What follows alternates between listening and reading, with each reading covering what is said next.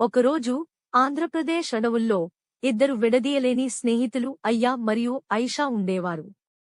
అయ్యా 18 సంవత్సరాల వయసు, ఆమె ధైర్యమైన మనసు కోసం ప్రసిద్ధురాలు. ఐషా 20 సంవత్సరాల వయసు, ఆమె జ్ఞానం మరియు శాంతి కోసం ప్రసిద్ధురాలు.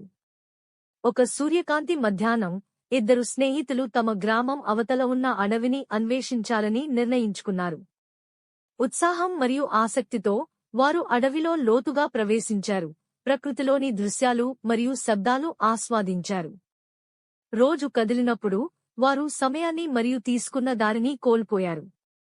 వారు తెలుసుకునేలోపే సూర్యుడు అస్తమించడం ప్రారంభించాడు, మరియు అడవి మరింత చీకటి మరియు అపరిచితంగా మారింది.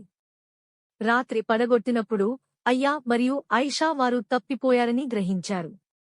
తిరిగి దారి కనుగొనడానికి వారి ఉత్తమ ప్రయత్నాలైనా దట్టమైన అడవి మరియు చీకటి ఆవరించడంతో వారు తిరిగి తమ అడుగులను వెనక్కు తీసుకోవడం అసాధ్యమయ్యింది. వారు రాత్రి అక్కడే ఉండాలని, ఉదయం ఒక మార్గం కనుగొనాలని నిర్ణయించుకున్నారు. రాత్రి పొడవుగా మరియు విచిత్రమైన శబ్దాలతో నిండి ఉండేది, కాని అయ్యా మరియు ఐషా ఒకరికొకరు శాంతిని ఇచ్చారు, కథలు మరియు జ్ఞాపకాలను పంచుకున్నారు, తమ మనోధైర్యాన్ని నిలుపుకోవడం కోసం.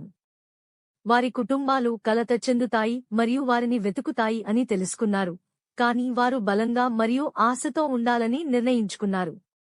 ఉషోదయం పుటపడినప్పుడు వారు మార్గం కనుగొనడానికి తమ అన్వేషణను పునఃప్రారంభించారు. వారు గంటల కొద్దీ నడిచారు, సహాయం కోసం పిలిచారు, కాని ఎటువంటి స్పందన లేదు. వారు ఆశ కోల్పోయేంత సమయంలో అడవిలో ఒక మైదానాన్ని చూసి పడిపోయారు.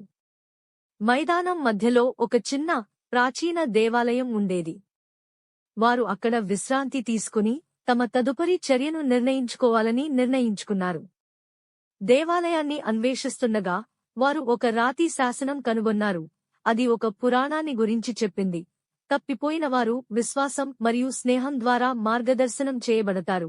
ఆ పదాల ద్వారా ప్రేరణ పొందిన అయ్యా మరియు ఐషా మార్గదర్శనం మరియు మద్దతు కోసం ప్రార్థించారు. అగా వారు తమ పేర్లను పిలిచే స్వరాలు విన్నారు.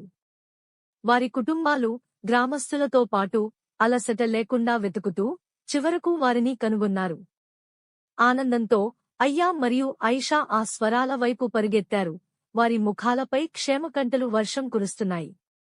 తమ ప్రేమించిన వారితో తిరిగి కలిసినయ్యా మరియు ఐషా తమ సాహసయాత్ర తమ బంధాన్ని బలపరిచిందని మరియు విశ్వాసం మరియు స్నేహం యొక్క నిజమైన అర్థాన్ని వారికి నేర్పిందని గ్రహించారు.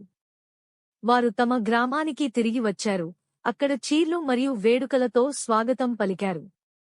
ఆ రోజు నుండి అయ్యా మరియు ఐషా కథ వారి గ్రామంలో ఒక పురాణం అయింది. ధైర్యం, ఆశ మరియు అఖండమైన స్నేహబంధం వారి చీకటి సమయాలను గెలిచిన కథ.